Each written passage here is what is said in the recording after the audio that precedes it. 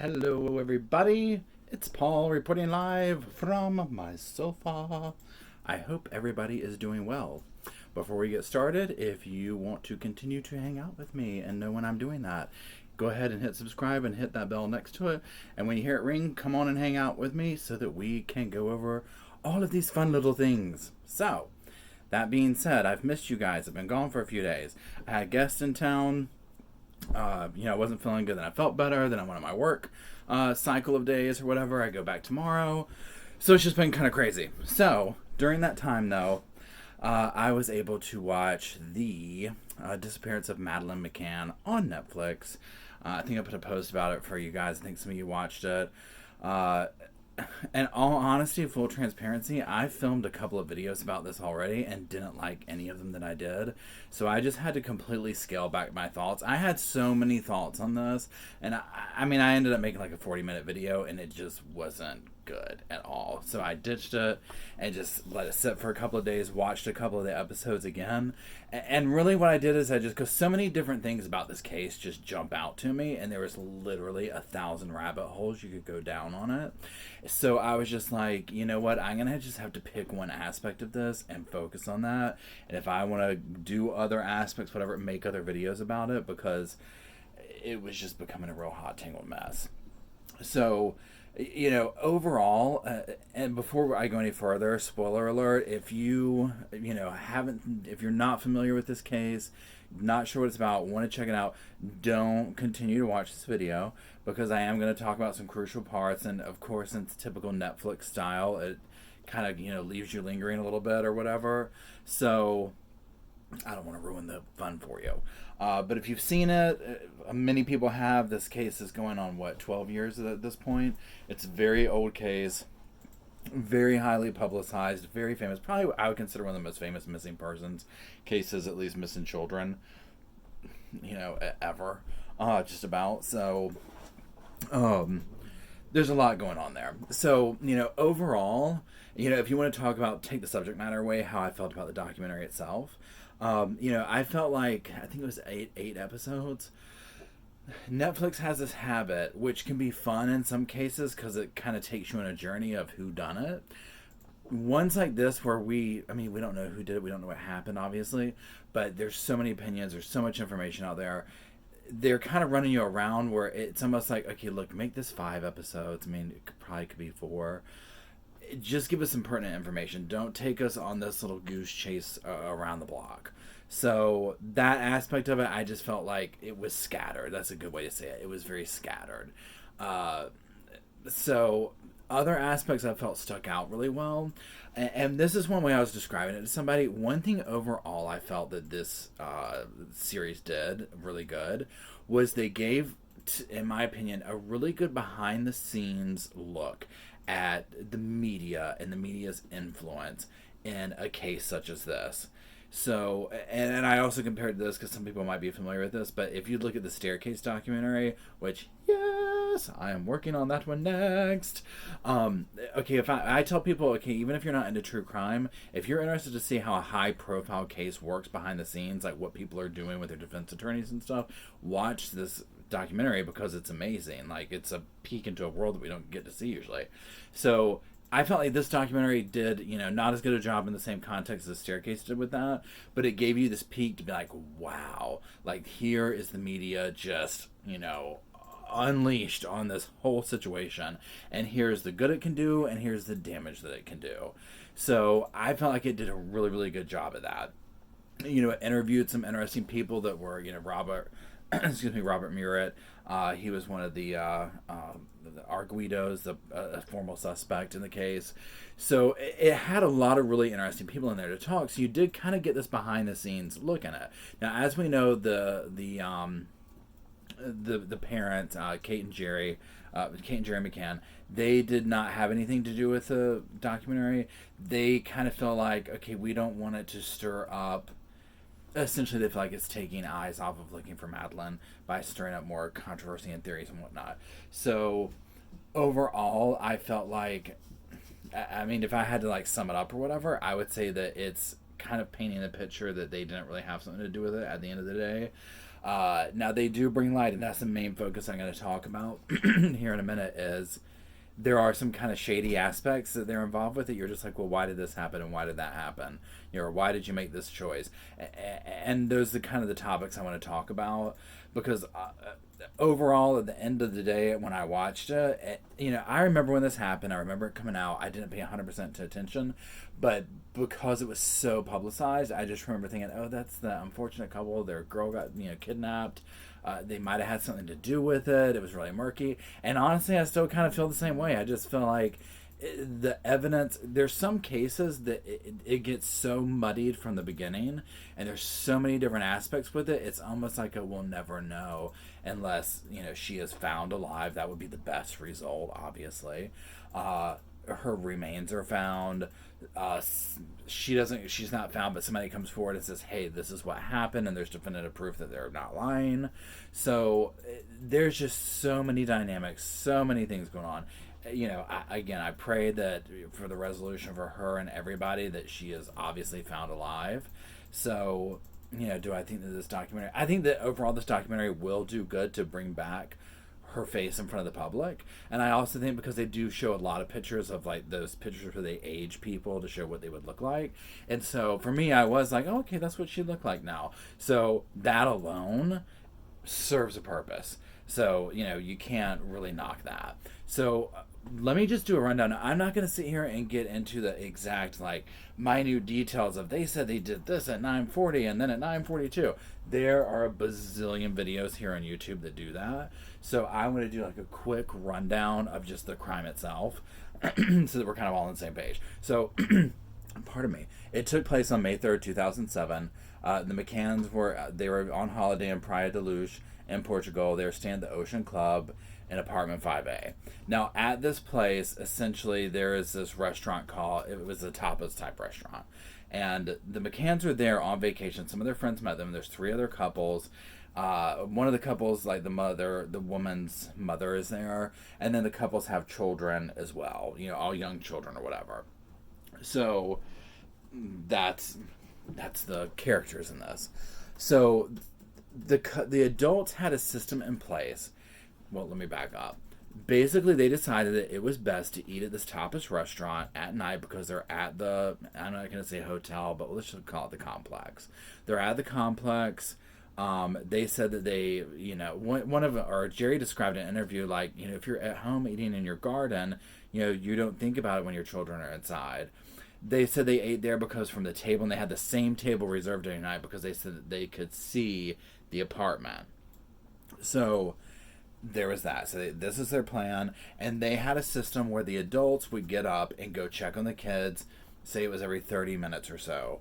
And that's the case. So on this particular night, on Thursday, May 3rd, 2007, eventually it becomes Kate's turn. It's 10 p.m. She goes to check.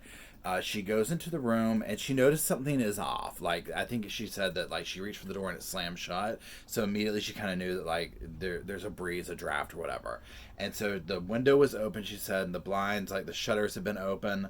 And this kind of went out to the street or whatever. And Madeleine is gone.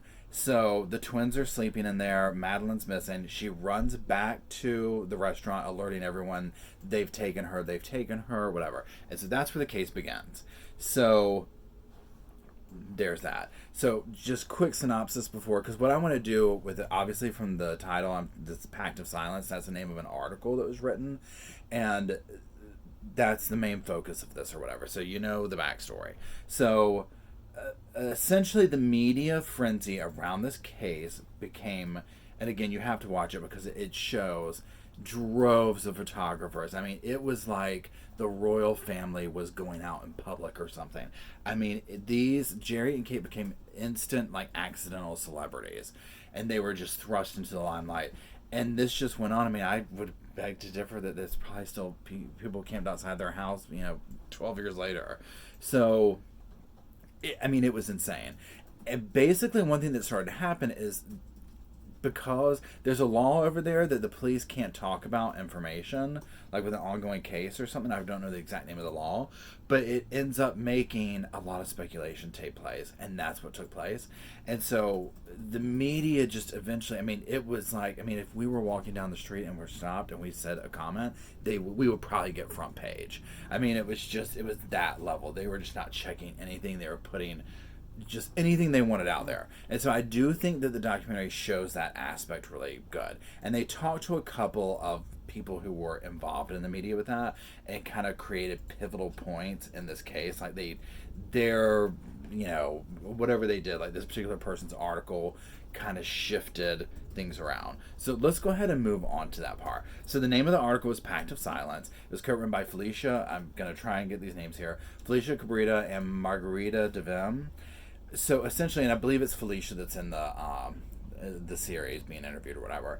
So essentially, she's kind of the first one that's looking at things and is like, well, hold on. She starts poking her nose around and taking the parent story and just seeing if it adds up. So in the series, she says that she basically went to the restaurant and asked to sit at that same table and have lunch.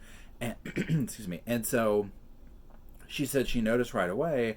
She was like, well, you can't see the apartment from here. You know, she said they made it sound like you can see everything. And she's like, but you can't see the door to it. And so she's like, well, why would they lie about that?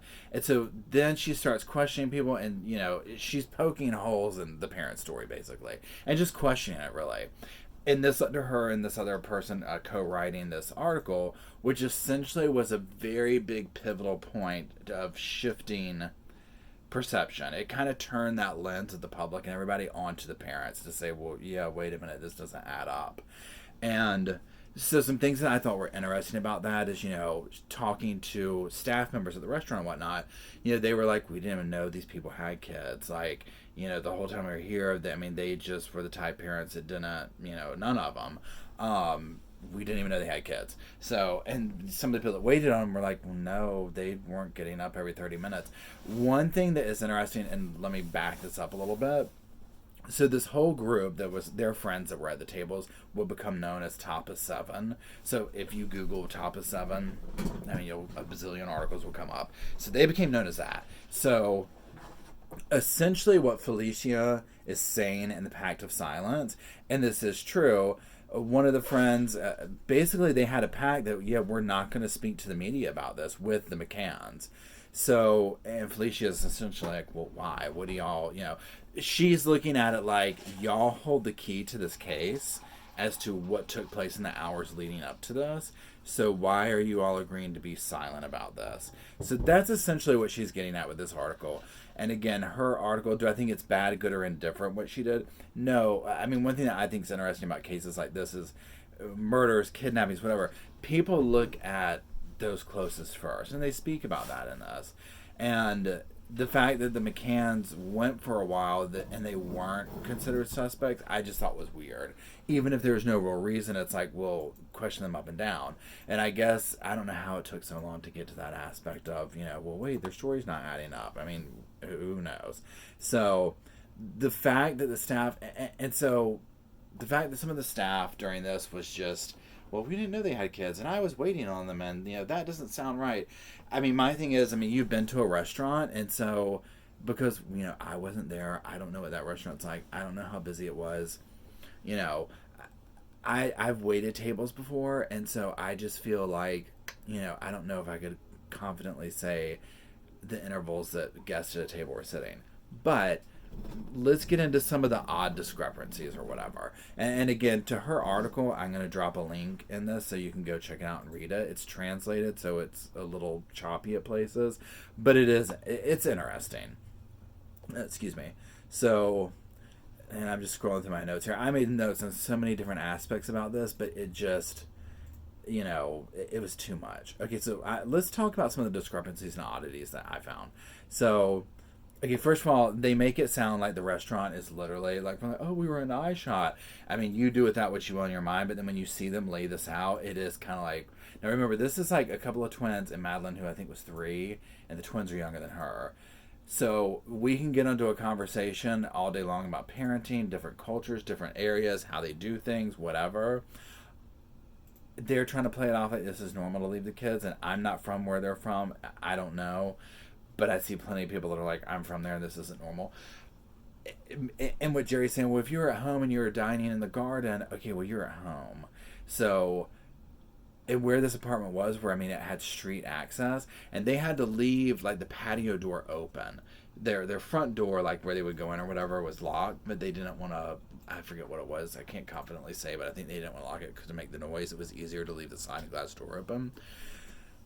So, I would not be able to relax knowing there were children in a foreign country, not in their home, at essentially a holiday complex. I mean, I could go on. I don't care if I was at home. If I was outside dining, I don't know. I couldn't deal with it. So, I mean, y'all let me know what you think, but that part right there, I'm like, so that was odd to me. One of the members of the group, one of their kids was sick, and so they had some kind of baby monitor with them. And my thing, too, is I'm just like, so let's go ahead and put ourselves, you're going to do this, you're going to have the baby monitor, or do all that. Have the baby monitor, especially with the 2 young children. I'm just like, my gosh, I mean, whatever. So I just couldn't get past that part. Now, when people got there, like the police and stuff like that, essentially when they did fingerprints, things of this nature, the only fingerprints in the window were the mother's. And it looked like, basically, they said, I mean, they can't 100% say that it was done in a direction as if she was closing the window. Now, someone went and tried to open the blinds and, like, close the window back or something. And they basically were kind of like, I don't think that you can open the window from the outside like they're saying that happened. So that part seems very odd. Now, another thing that went down south immediately was when this went down, you know, Madeleine, hold on everybody, not Madeleine, the mother, sorry, the big dog was wanting to make a grand appearance in the film, and that would cause everything to knock over. So the mother runs back to the restaurant. Well, she leaves the twins in the room with the window open. And so I'm just like, if your daughter's gone and you run back, and even if you thought she walked off, whatever, and the window's open, I mean, you know how you have like that sixth sense that there's something's not right? I can't imagine. I would have at least grabbed the babies up and run down the street with them and been like, you're gone. Another thing was she's saying they're taking them. It's like she knew some kind of information or whatever about that. So that part to me was very odd. So then a huge thing. The members in the group, the top of 7, essentially their stories didn't add up with one another's. They all described like the different times, like some said 15, some said 30, and essentially like one of the detectives and one of the maybe Felícia was describing it like if we went by their timeline, they would have been up and down and half the table gone at one point, and this, that, and the other. And so supposedly, I'm going to say allegedly, there was a meeting between the top of 7 and or top of 9, let's call it, because it has all of them involved. To basically get their timeline. Now, people are looking at it shady, but I'm like, okay, well, if the police were like, look, we need your timeline for when you got up and down and all that, well, of course you're going to get together with those people to put that together. Now, apparently they then got together again the next day and revised the timeline. And so when you mix all that with, you know, the police being quiet, agreeing not to talk to the media, yada, yada, it just doesn't start to look good. So now, another thing going on is so we're back, the apartment, you know, people are rushing this apartment. They're destroying the crime scene. You know, it's destroyed instantly. This is like another John Benet Ramsey type situation. So people noted that the twins never woke up. And I mean, when I say never woke up, with 20 people coming and going, with the, hold on, she's trying to make another appearance here. So let me gather my thoughts again here. Sorry, everybody. Okay, here we go. She is destined to be a star. So she has cracked the case, and she has wanted to get on film and let us know what is going on. Bailey has solved it. So I apologize. So the twins never woke up. I mean, at all. And so someone even said, like, maybe it was suggested that, well, maybe the burglar, the kidnapper, drugged all the children. They eventually took the children, the twins, to like another one of the apartments. They didn't wake up then, to be looked after while they looked and stuff. So that's kind of created this thing of, what, did the parents drug them? They're doctors, they have access to this, yada yada yada. So there was that going on too. And let me just scroll downhill real quick. Now, these are some of the key elements here. I could continue and go on. Again, the rabbit hole with this is just, it's never ending. It is never ending. So the couple's basically tour that they did of putting her face out there, essentially they were told right off the rip, do not go on TV, do not go on, do all this publicity and stuff, because it kind of makes it a more of a high, like, it's a higher risk for her to be killed. Well, they kind of went out there and did that. That part is a tough call, because I think that that's something that I wasn't there. I don't know. I can't say. I can see wanting to be like, no, I want her face out there completely so that everyone will recognize her. I can see the torn difference from that. I don't have the money or anything to go like on some major tour or whatever and, go to country. And I don't really judge them for that decision. So now there was huge revelation in regards to bringing in the bloods. They brought in a cadaver dog and a blood sniffing dog. And that is literally probably a video in and of itself, and I just kind of want to go over it a little bit just so that I'm very curious to see what y'all have to say about that, because I've been looking and I just don't know where to come up with it. I mean, so the dog sounded, and the cadaver dog and the blood separately, the blood dog, they sounded on things. Now, they were not sounding specifically because they're like, this is Madeleine's corpse or Madeleine's blood. And so that's where I get a little bit like, But they sounded at two places in the apartment, on like her toy, I think, article of clothing of the mother's, and then on a rental car that was rented like a month after the incident. So dogs are really reliable, but also like even the lead investigator who thinks they had something to do with it was basically like, look, dogs don't solve crimes, they kind of help us. Essentially, it was like, the way I took it, he was saying, is the dogs are letting them know you're on the right track, like there's been a body here, let's go down that route. But they also can't say that it was Madeleine's body. I mean, you're staying in a public place. So I'm kind of like, I don't know. And then the car, they tested some DNA, and another huge thing like that they found in the car.